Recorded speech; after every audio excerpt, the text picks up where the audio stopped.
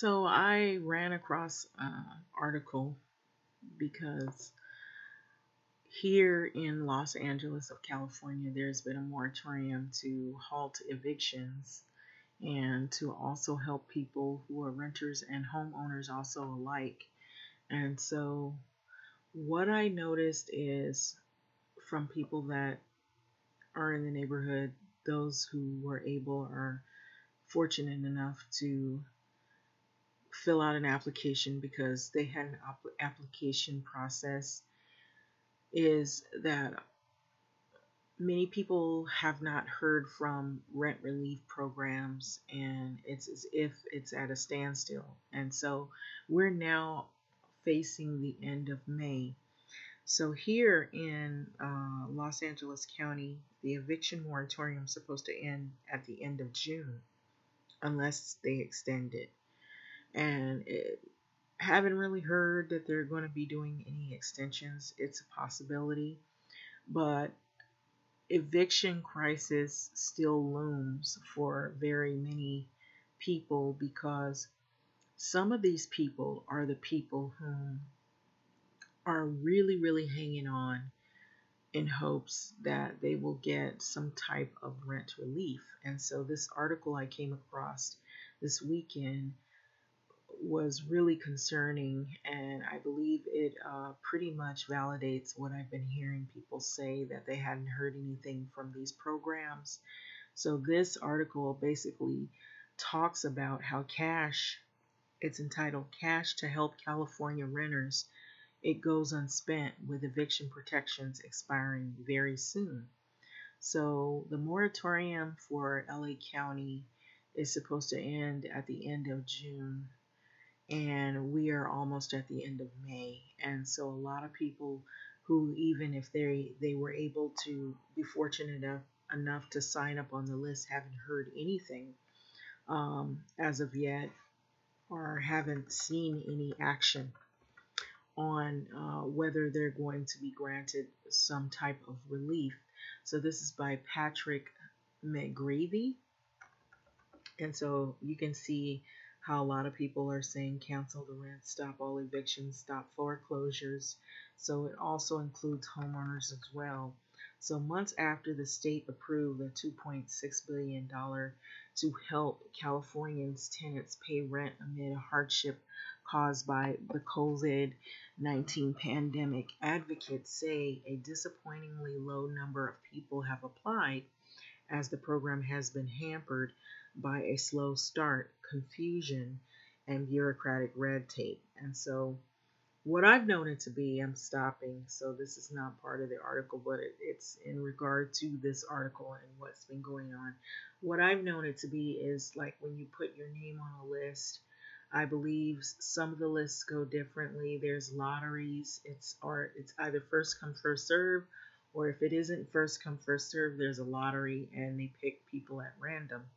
And then once they pick the person, they have to go through a series of questions with you to get you. You have to gather all your documents, and they have to check your application. If they need other things from you, they contact you. And so you have to, even if you qualify, it's like a pre-qualification that you're signing up. Even if you qualify, you still have to qualify through the guise of whoever contacts you, and if they need more information to validate that you need the rent assistance. Now, I don't know if this program in particular is going the same way, but earlier on in the pandemic, there were a couple of other programs that went that way, where it was either first come, first serve, or it was a lottery. They pick you, and then you thought you qualified. You might have seemed like you qualified when you filled out online, but then somebody contacts you and they start asking you a bunch of questions, asking you to fill out all this information and paperwork. And so if you've got millions of people in situations and they're doing that per person or per household, that could be what is slowing the bureaucratic red tape. That could be what is slowing. It's almost like you're in distress, and so they want to prove that you're in distress financially. So they take you through a lot of rigmarole, and it would be easier if they just, maybe have a few things that you say that you're a part of. If you lost your job or you're not getting full pay, and you've got proof that you've had a hardship, you show proof that you're behind in rent, and I don't know what their cap off is, but if it's doable, then help that person and move on to the next. But if you ask a series of questions that are like a laundry list, and then you want proof from all the other family members of this, that, and the other, and I know what some may say is maybe they're trying to weed out the ones that are just taking advantage, which is true. But if the person is showing, hey, we're behind in rent, this is what I'm making, or this is what I'm not making, or I did lose a job, or I'm only on unemployment insurance, and this is what my income is. It shows this is how I feed my family with unemployment. That should be, you would think that would be enough to show the hardship. And the person may be working part-time, so that's not enough to cover everything, all the expenses and the behind rent. So then they could get through that and move on, or at least help people to some degree. I don't know how much financial help they can give people. Now, if they have other services, if they're not able to help in every case scenario, it would be nice if they provided other services or other resources that people can look into that may help them in their situation. But it's moving so slow, and this is what people have been complaining about. And this also could cause people to get evicted by no fault of their own, because of the fact that this program that they're waiting on to come save the day is not really saving the day for many people. So the problems have emerged as Governor Gavin Newsom last week proposed. He also said that he was going to double the amount of available for rent relief to $5.2 billion, to pay 100% rather than 80% is what they said in the beginning. But he said it'll pay 100% of the back rent owed by many low-income tenants, as well as rent for some future months. So even the months that are going forward. So now, with state eviction protections about to expire, and so I have seen with my own two eyes many people being evicted despite all of this. And so I'm telling you, this is in South Los Angeles, California, that I have seen U-Haul trucks. U-Haul is making a killing right now. In other words, they're making a lot of money because a lot of people need U-Hauls, or they need, all the moving companies are making money right now because so many people have been evicted or displaced. And so these programs, they sound good when you see them in articles and when you see them on the news, but how fast are they? That is the question. And apparently they're not fast enough, because I see a lot of people still getting ousted from their apartments.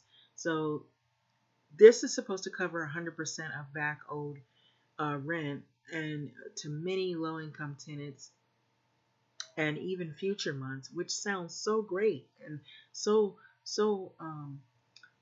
exciting to know that somebody's there, but they're there, but you don't hear from them, and they're there, and you haven't heard any action, you haven't seen any action, and you don't know when it's going to come, and you feel slighted, you feel very nervous, and you feel like, oh, we're gonna have to like struggle and try to scrape up as much money as we can, so at least our rent is not that behind that they don't start looking at putting us out. So now, with the state eviction protections expiring at the end of next month, and the talks on additional action not yet yielding a proposal, housing advocates say the state needs to do better, which I agree, a better job of helping low income tenants get the rental assistance they need. So basically, all of this is like shucking and jiving, and that's my way of putting it. We aren't seeing this money in these communities helping people yet. We know that it's supposed to be there and it's supposed to do all these wonderful things, but it has not done those things that it looks to do or it says it's going to do. So now listen, at which the applications are being completed and relief is reaching tenants and landlords is highly concerning to legal service attorneys, community partners, and applicants around the state, said Cynthia Castillo, a policy advocate for the Western Center on Law and Poverty. Tapping federal stimulus money, California's program includes $1.4 billion to be handed out by the state and $1.2 billion to be dispersed by cities and counties. So applications have so far totaled only about 30% of the state's pot and claims for less than 10% of the money that has been approved, but not all yet sent out. And so that money's just kind of sitting there halted and it's supposed to be used, but it hasn't been moved yet. So Newsom and the legislature approved the funding in January, but the application period opened 2 months ago. This was March the 15th. So of the 1.2 billion overseen by local agencies, many have only just gotten their rent relief programs underway barely, and some have not even yet started accepting the applications, said Russ Hemrick, a spokesman for the State Business Consumer Services and Housing Agency. So Los Angeles Mayor Eric Garcetti and County Board of Supervisors Chair Hilda Solis have asked the governor and legislative leaders to revise the Senate Bill 91 program, citing need for more robust, equitable, and flexible emergency rental assistance. Because, like I said, and I'll say it again, I've been seeing more people getting put out than kept in their apartments. And here in South LA, it tends to be the Black and Hispanic communities, Latino communities, people of color that seem to be displaced more often than any other that I've seen. So the city of Los Angeles has received applications for more than 500 million in rental assistance, but only has about half that amount. Okay, so uh, in the state does not sufficiently, if it doesn't address the ways in which the current what is called SB 91 framework levels vulnerable renters households behind, Los Angeles City and County may choose to opt out of future partnerships with the state and administer our own rental assistance program to better address these needs of low income renters in our jurisdiction or city. And Solis said in a letter dated May 4th, because now even some of the people who are mayors, the people who are in these cities are looking. They're probably getting complaints, multiple calls from people saying we haven't heard, we haven't seen any rent relief in sight, even though it's supposed to be sitting there and it's supposed to be accessible, but nobody's accessing anything right now. So assembly, and we're what are we? May the 23rd, and this month is flying by. And I'm sure the next month is going to be a nail biter because people are wondering what is going on. So it goes on to say that Assemblyman David Chu, San Francisco Democrat, told housing officials at the legislative budget hearing Tuesday that some areas of his district have not seen any money dispersed yet. And I have to agree, I haven't seen where they've helped anybody in these communities, except I've been seeing a lot of people getting eviction notes stuck to their doors or their windows. So there is a tremendous anxiety on the part of our constituents about the challenges of accessing this money, Chu told Lourdes Castro Ramirez, Secretary of the Business Consumer Service and Housing Agency. So a U.S. Census survey in December found that more than 1.9 million adult Californians living in residential homes reported being behind on their rent. And so in response, the legislature and governor approved a law in January that prevents eviction of tenants through to June 30th as long as they pay at least 25% of their rent. So this is what is currently supposed to be um, going on. So under that law, if landlords waive 20% of the back rent owed, the state would reimburse up to about 80% of the eligible tenants' unpaid rent going back to about April 2020. So renters whose landlords choose not to participate in the program may apply on their own and receive 25% of their unpaid rent. Between April the 1st to 2020 and March 31st, 2021. So far, 63,363 applications have been submitted by tenants and landlords, and 116,564 applicants are in progress, with $428 million of the 1.4 billion administered by the state requested, and 102 million approved. So the average payment so far is just about under $12,000, Heinrich said. So Garcetti and Solis called for more money for tenants in areas they serve where there are higher concentrations of renters, as well as lifting the 25% cap on assistance for unpaid rent for those whose landlord declined to participate in the program. So many tenants have not applied to the program because they wrongfully believe there is a blanket moratorium on evictions, or they know their landlord will not apply, so they would have only received partial help, according to Elena Pop, an attorney who is executive director of the nonprofit Eviction Defense Network. And so their landlords are looking for a reason to get them out so they can raise the rents to market.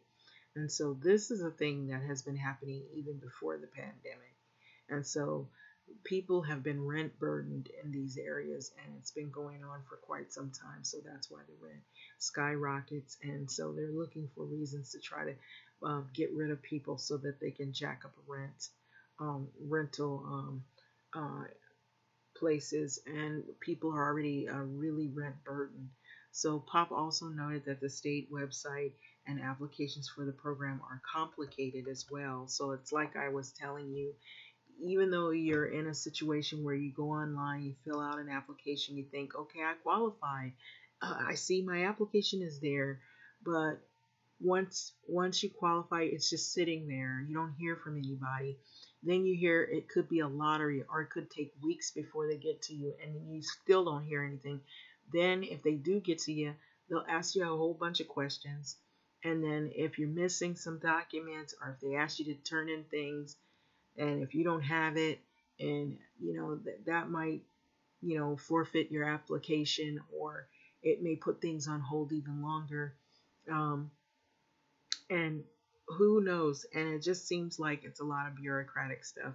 So housing officials told legislators at this week's hearing that the federal government has approved simplifying the application so tenants can attest to their finances and hardships, providing less documentation. Exactly just what I'm saying, because they'll ask you for a bunch of stuff, and it's like, wait a minute, okay, so before the pandemic, we may not have been doing that great, but we were able to pay rent and make it. But now we're not able to do a lot of things, and we're really like struggling, and we're behind, and we're just right there. We're like in the middle where we could get evicted, or we're fighting to keep a roof over our head. And then when you get signed up with these programs, what they want you to do is they want you to ask they ask you a bunch of questions. They want you to answer a bunch of questions that seem really irrelevant to your situation. And I think they should stick to some simple stuff, things that are concrete. If the person is qualified for unemployment insurance, that should tell you right there they took a pay cut from a job. They had job loss. So if you're getting unemployment, you have to go through their red tape. So why do you have to do this again just to get emergency money? So I just think that's really silly. But the governor's proposal is to expand the program to cover 100% rather than 80% of rent owed, which still requires approval by the legislature. And so they're waiting on that. That should also help, according to Geoffrey Ross, a state housing administrator. So that would likely open up the door for much more money widely, so that we would start seeing a flow of applications come in, and the levels would be that they fully expect, Ross told lawmakers. So proposals would pay up to about 18 months of rent is what they're proposing. So including past due rent as well as future rent in 3 months increments that can go beyond June 30 eviction protections as long as the money and the need still lasts. So swift action is needed by the state given the looming expiration. So this date of June 30th is going to be here before you know it. We're almost done with May. And so this is what Pop said. So the eviction protections are going to end, supposedly proposed to end June 30th. So we stand on the precipice um, of an eviction cliff. So it's just right there where still very many people could still be facing eviction unless the state protections are extended, or and not only extended, and the program is simplified so that they can get through these applications. They're going to have to extend it just for people to get through these applications. That at the rate that they're going is what I'm saying. Uh, if it's simplified, and our communities will be thrown, if it isn't simplified, then the communities will be thrown off the edge and destroyed, Pop said. So this was the article I read. It was really concise and really accurate to what is going on. And I don't know what's happening in your state. I've heard different states, different cities, they've already seen eviction. There've been a lot of people that have been ousted from their place of residence. That may be the only place they have to live. Some people are in a situation where they don't have anywhere to go. I was looking at another article where a woman, she had a family, kids. She was in this situation where she had lost her job, and she was on the verge of being evicted, and she actually didn't have anywhere else to go because that place where she was the most affordable place for her at the current time. So this is what people have been faced with, and more people will be faced with it. And that doesn't make things good, especially when they call themselves reopening. So to get on what's going on here in California, they've been reopening a lot of things. However, they still are requiring masks at some places of business. What I've been hearing in larger gatherings or larger events, they're still going to go through the protocols. They said if there's a possible spike, that they could roll back these reopenings. And I've been hearing stories about breakthrough illness where some people, these are rare cases, they claim. They always say that rare when they don't want to scare people, but you should be concerned, because if you have one or two or maybe 10 people that have exhibited signs of sickness, then it's time to be, looking at it, because they're saying there's these breakthrough cases where people have gotten all of the shots. I believe it's two shots, and they've been fully vaccinated for COVID, but yet they still end up contracting it.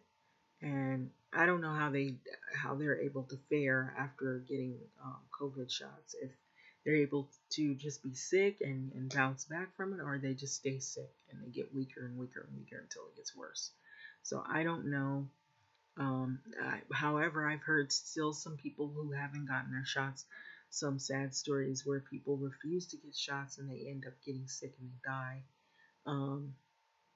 For I guess maybe they're trying to get even more and more people shots in the arms, try to help people to have some kind of immunity. They even offer where you can just walk up. You don't even need an appointment now. That's how it was when it started out, where people were like trying to figure out how to get tested, and it was a lot of trouble doing that. Now you can find a lot of places where you can get tested and you don't have to pay any money.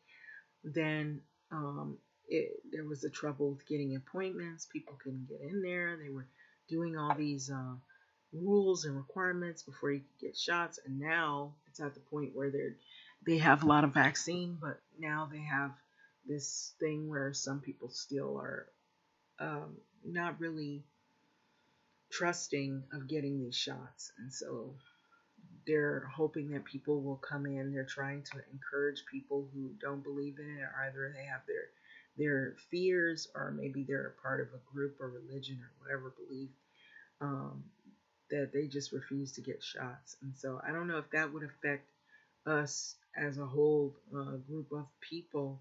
Um, if you have a certain percentage that is still infected or could possibly be vulnerable and get infected, could that turn into something else, and where we go back and regress and go back into where we came out of, with all of the efforts that they have put forth to try to reopen things, and as fast as they've been going with trying to get people vaccinated, now they've basically encouraging people to just walk up. You don't have to go through making appointments anymore.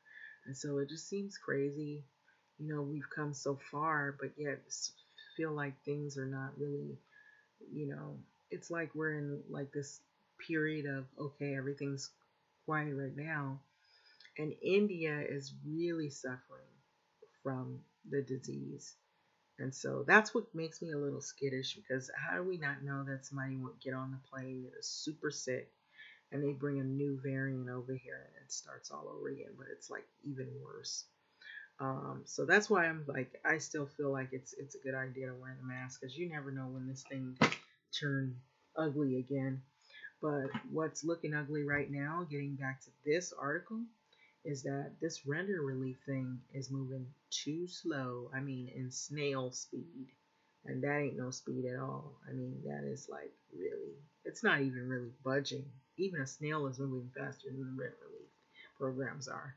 So, having said that, I'm going to let this go. I don't know how people have been feeling, but I know, except from what I've been seeing, a lot of people here, from my own two eyes, have been evicted. And it's what's frustrating is that they say all this money, we have all this money to help people, yet you don't see people getting help, not quick enough. And so this is proof. So having said that, thanks for listening.